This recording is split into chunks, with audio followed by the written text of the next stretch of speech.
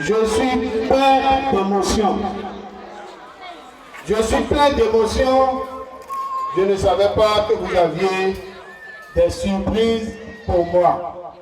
Et je me suis demandé si j'avais bien fait, lorsque j'ai échangé avec quelques-uns parmi vous, de faire le petit commentaire sur ce que représentait ce jour pour moi. Je les ai blagués en disant, mais vous voulez m'arracher ce jour? Et j'ai dit, je suis à la Ghanie. Je ne sais pas si je vais pouvoir revenir. Ils ont insisté pour que je vienne. J'étais jusqu'à 17h hier à Niki. J'ai quitté la Ghanie à Niki. Je suis allé à Djougou. Et j'ai quitté Djougou dans les alentours de 22h et quelques 23h pour venir à Cotonou. Mais je ne regrette pas d'avoir fait la route en ce moment-là et je remercie mon chauffeur qui m'a ramené. Je le salue. Mes chers frères, les moments que vous avez partagés avec moi, les émotions que vous m'avez données me vont droit au cœur. Et je voudrais vous dire toute ma gratitude, mais vraiment toute ma gratitude. Si j'avais su que vous feriez ça, je ne vous aurais pas dit ça. Mais je voudrais, avant de poursuivre, saluer deux personnalités qui ne sont pas avec nous ici, qui auraient été ici et qui auraient été très utiles pour ce que nous faisons. Je salue notre frère Simplice Kodjo.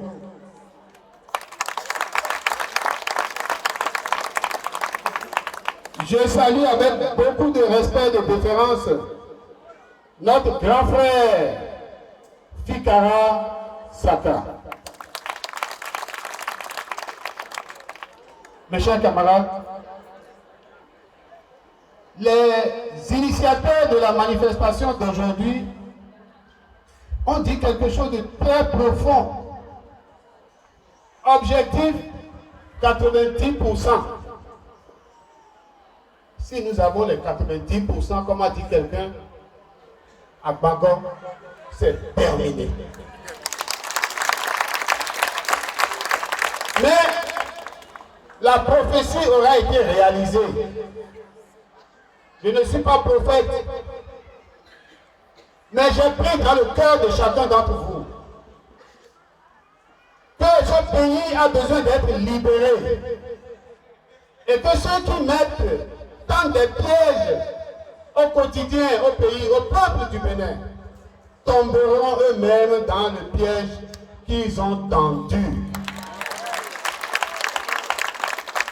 Ils ont créé 20% pensant éliminer le peuple, pensant vous sortir de l'Assemblée nationale, pensant vous empêcher définitivement de participer à la gestion de ce pays. Parce qu'ils ne supportent pas vos critiques, vos observations sur leur malgouvernance.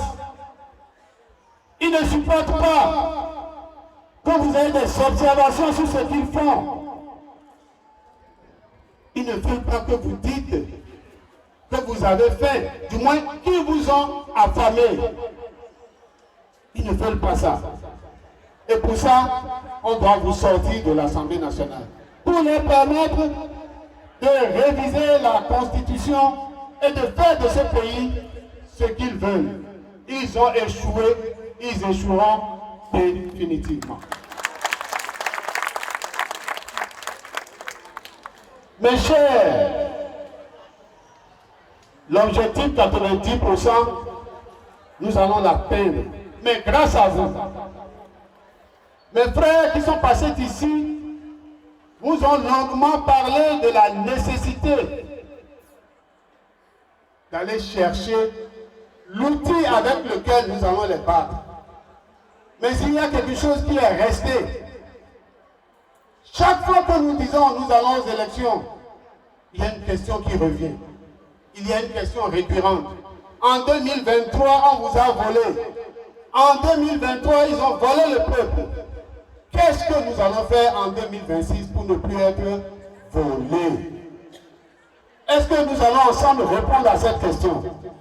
Oui ou non? Est-ce que nous sommes d'accord pour les empêcher de voler à nouveau en 2026? C'est la seule voie de salut. C'est la seule voie de salut. Et pour cela, nous ne devons pas être absents parmi les agents des bureaux de vote. On a lancé les recrutements. Soyez présents. Allez sur les plateformes. Formez-vous.